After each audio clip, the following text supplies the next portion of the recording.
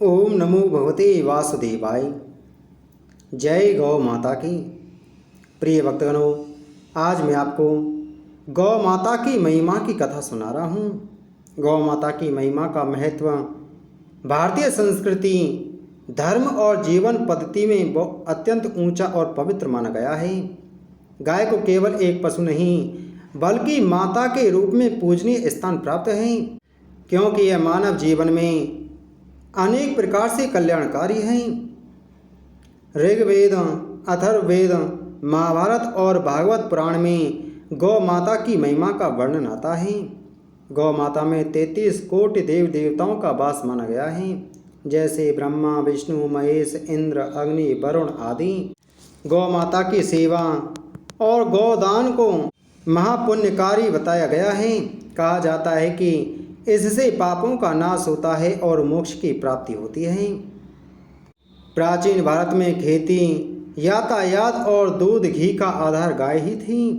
गोवर्धन पूजा, गोपाष्टमी, मकर संक्रांति, कृष्ण जन्माष्टमी आदि अवसरों पर गौ पूजन का विशेष महत्व होता है। गौ माता की पूजा करने से भगवान श्री कृष्ण का आशीर्वाद प्राप्त होता है। तभी तो कहा जाता है, गावो विश्वस्य मातरः, अर्थात गाय संपूर्ण संसार की माता है। गौ पूजनम पापहरम पुण्यवर्धनम। गाय की सेवा और पूजन से पाप नष्ट होते हैं और पुण्य बढ़ता है। एक बार नारद जी ने ब्रह्मा जी से पूछा, हे नाथ, आपने बताया है कि ब्राह्मण की उत्पत्ति भगवान के मुख से हुई है, फिर गौओं की उससे तुलना कैसे हो सकती है? वेदाता, इस विषय को लेकर मुझे बड़ा आश्चर्य हो रहा है। ब्रह्मा जी ने कहा, बेटा, पहले भगवान के मुख से महान तेजों में पुंज प्रकट हुआ। उस तेज से सर्वप्रथम वेद की उत्पत्ति हुई। तत्पश्चात क्रमशः अग्नि, गौ और ब्राह्मण ये पृथक पृथक उत्पन्न हुए। मैंने संपूर्ण लोकों और भवनों की रक्षा के लिए पूर्व काल में एक वेद से चारों वेदों का विस्तार किया। अग्नि और ब्राह्मण देवताओं के लिए हविष्य ग्रहण करते हैं और हविष्य घी गौओं से उत्पन्न होता है, इसलिए ये चारों ही इस जगत के जन्मदाता हैं। यदि ये चारों महत्तर पदार्थ विश्व में नहीं होते तो यह सारा चराचर जगत नष्ट हो जाता। ये ही सदा जगत को धारण किए रहते हैं, जिससे स्वभावतः है इसकी स्थिति बनी रहती है। ब्राह्मण, देवता तथा असुरों को भी गौ की पूजा करनी चाहिए, क्योंकि गौ सब कार्यों में उदार तथा वास्तव में समस्त गुणों की खान है। वह साक्षात संपूर्ण देवताओं का स्वरूप है। सब प्राणियों पर उसकी दया बनी रहती है। प्राचीन काल में सबके पोषण के लिए मैंने गौ की सृष्टि की थी। गौ की प्रत्येक वस्तु पावन है और समस्त संसार को पवित्र कर देती है। गौ का मूत्र, गोबर, दूध, दही और घी इन पंच गव्यों का पान कर लेने पर शरीर के भीतर पाप नहीं ठहरता। इसलिए धार्मिक पुरुष प्रतिदिन गौ के दूध, दही और घी खाया करते हैं। गव्य पदार्थ संपूर्ण द्रव्यों में श्रेष्ठ, शुभ और प्रिय हैं। जिसको गाय का दूध, दही और घी खाने का सौभाग्य नहीं प्राप्त होता, उसका शरीर मल के समान है। अन्न आदि 5 रात्रि तक, दूध 7 रात्रि तक, दही 10 रात्रि तक और घी 1 मास तक शरीर में अपना प्रभाव रखता है। जो लगातार 1 मास तक बिना गव्य का भोजन करता है, उस मनुष्य के भोजन में प्रेतों का भाग मिलता है। इसलिए प्रत्येक युग में सब कार्यों के लिए एकमात्र गौ ही प्रशस्त मानी गई है। गौ सदा और सब समय धर्म, अर्थ, काम और मोक्ष ये चारों पुरुषार्थ प्रदान करने वाली है। जो गौ की एक बार प्रदक्षिणा करके उसे प्रणाम करता है, वह सब पापों से मुक्त होकर अक्षय स्वर्ग का सुख भोगता है। जैसे देवताओं के आचार्य बृहस्पति जी वंदनीय हैं, जिस प्रकार भगवान लक्ष्मीपति सबके पूज्य हैं, उसी प्रकार गौ भी वंदनीय और पूजनीय है। जो मनुष्य प्रातः काल उठकर गौ और उसके घी का स्पर्श करता है, वह सब पापों से मुक्त हो जाता है। गौएं दूध और घी प्रदान करने वाली हैं। वे घृत की उत्पत्ति स्थान और घी की उत्पत्ति में कारक हैं। वे घी की नदियाँ हैं, उनमें घी की भंवरें उठती हैं ऐसी गौएं सदा मेरे घर पर मौजूद रहें। घी मेरे संपूर्ण शरीर और मन में स्थित हों। गौएं सदा मेरे आगे रहें, वे ही मेरे पीछे रहें। मेरे सब अंगों को गौओं का स्पर्श प्राप्त हो। मैं गौओं के बीच में निवास करूं। इस मंत्र को प्रतिदिन संध्या और सवेरे के समय शुद्ध भाव से आचमन करके जपना चाहिए। ऐसा करने से उसके सब पापों का क्षय हो जाता है तथा वह स्वर्ग लोक में पूजित होता है। जैसे गौ आदरणीय है वैसे ब्राह्मण है वैसे भगवान विष्णु, जैसे भगवान श्री विष्णु हैं वैसे ही श्री गंगा जी भी हैं। ये सभी धर्म के साक्षात स्वरूप माने गए हैं। गौएं मनुष्यों की बंधु हैं और मनुष्य गौओं के बंधु हैं। जिस घर में गौ नहीं है वह बंधु रहित ग्रह है। 6 अंगों, पदों और क्रमों सहित संपूर्ण वेद गौओं के मुख में निवास करते हैं। उनके सींगों में भगवान श्री शंकर और श्री विष्णु सदा विराजमान रहते हैं। गौ के उदर में कार्तिकेय, मस्तक में ब्रह्मा, ललाट में महादेव जी, सींगों के अग्रभाग में इंद्र, दोनों कानों में अश्विनी कुमार, नेत्रों में चंद्रमा और सूर्य, दांतों में गरुण, जिह्वा में सरस्वती देवी, अपान गुदा में संपूर्ण तीर्थ, मूत्र स्थान में गंगा जी, रोमकूपों में ऋषि, मुख और पृष्ठभाग में यमराज, दक्षिण पार्श्व में वरुण और कुबेर, वाम पार्श्व में तेजस्वी और महाबली यक्ष, मुख के भीतर गंधर्व, नासिका के अग्रभाग में सर्प, खुरों के पिछले भाग में अप्सराएं, गोबर में लक्ष्मी, गौमूत्र में पार्वती, चरणों के अग्रभाग में आकाशचारी देवता, रमाने की आवाज़ में प्रजापति और थनों में भरे हुए चारों समुद्र निवास करते हैं। जो प्रतिदिन स्नान करके गौ का स्पर्श करता है वह मनुष्य सब प्रकार के स्थूल पापों से भी मुक्त हो जाता है। जो गौ के खुर से उड़ी हुई धूल को सिर पर धारण करता है वह मानो तीर्थ के जल में स्नान कर लेता है और सब पापों से छुटकारा पा जाता है। प्राचीन काल की बात है। च्यवन नामक एक महर्षि थी।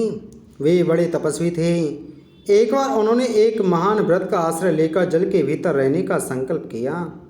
महर्षि च्यवन अभिमान, क्रोध, हर्ष और शोक का त्याग करके दृढ़तापूर्वक पालन करते हुए एक बार 12 वर्ष तक जल के अंदर रही। महात्मा के स्वभाव व तपश्चर्या से प्रभावित होकर सभी जलचर प्राणी उनके मित्र बन गए। जलचर प्राणियों को उनसे कोई भय नहीं लगता था। एक बार महर्षि च्यवन अत्यंत श्रद्धा भाव से उन्मत्त होकर गंगा यमुना के संगम में जल के भीतर प्रविष्ट हुए। कभी जल समाधि लगा लेते, कभी निश्चल होकर जल के ऊपर बैठ जाते। इस प्रकार व्रतानुष्ठान करते करते बहुत समय व्यतीत हो गया। एक दिन कुछ मल्लाह मछलियों को पकड़ने की इच्छा से हाथ में जाल लिए हुए उस स्थान पर आए जहां महर्षि च्यवन जल समाधि लगाए हुए थे।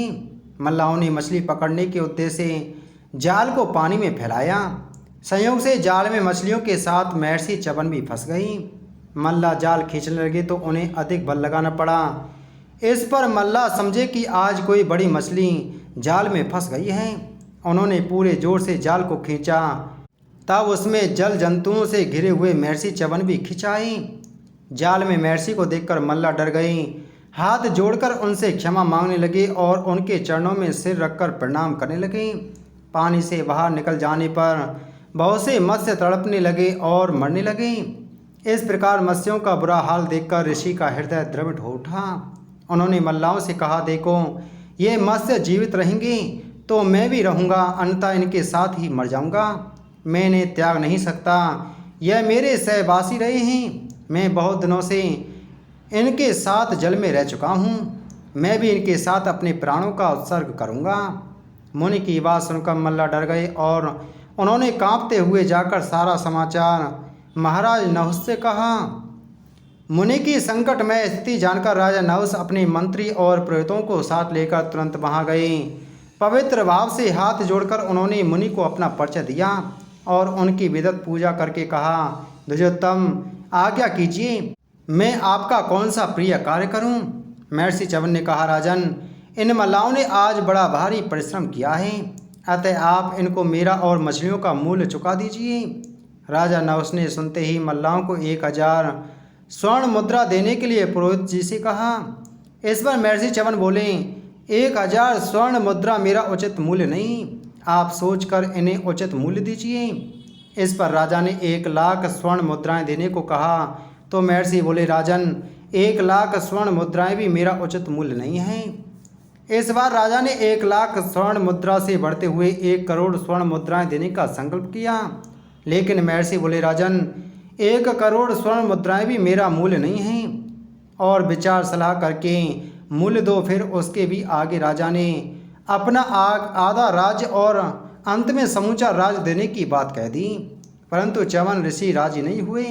उन्होंने कहा, आपका आधा राज्य या समूचा राज्य मेरा उचित मूल्य नहीं है, आप ऋषियों के साथ विचार कीजिए और फिर जो मेरे योग्य हो वही मूल्य दीजिए। यह सुनकर राजा नहुस अत्यंत दुखी हो गए। उन्हें कुछ सूझ नहीं रहा था। वे अपने मंत्री और पुरोहितों से सलाह करने लगे। उस समय फल मूल का सेवन करने वाले एक वनवासी मुनि राजा नहुस के समीप में आए और राजा से कहने लगे, राजन आप दुखी ना होइए, मैं महर्षि को संतुष्ट कर दूंगा और इनका उचित मूल्य भी आपको बता दूंगा। आप मेरी बात को बड़े ध्यान से सुनिए। मैंने कभी हास प्रयास में भी असत्य भाषण नहीं किया, हमेशा मैं सत्य ही बोलता हूँ, अतः आप मेरी बातों पर शंका मत कीजिएगा। राजा नहुस ने कहा, हे प्रभु, मैं बड़े संकट में हूँ, मेरे कारण एक महर्षि अपने प्राणों का उत्सर्ग करने को उद्यत हैं। यदि इनका उचित मूल्य आप बता दें तो यह आपका बड़ा अनुग्रह होगा। इस भयंकर कष्ट से मुझे मेरे राज्य तथा मेरे कुल की रक्षा कीजिए। नहुस की बात सुनकर मुनि कहने लगे, राजन ब्राह्मण और गौएं एक ही कुल की हैं। ब्राह्मण मंत्र रूप हैं तो गौएं हविष्य रूप। ब्राह्मणों तथा गायों का मूल्य नहीं लगाया जा सकता, इसलिए आप इनकी कीमत में 1 गौ प्रदान कीजिए। मुनि की बात सुनकर राजा को बड़ी प्रसन्नता हुई और उन्होंने उत्तम व्रत का पालन करने वाले महर्षि च्यवन के पास जाकर कहा, महर्षि मैंने 1 गौ देकर आपको खरीद लिया है, अब आप उठने की कृपा कीजिए, मैंने आपका यही उचित मूल्य समझा है।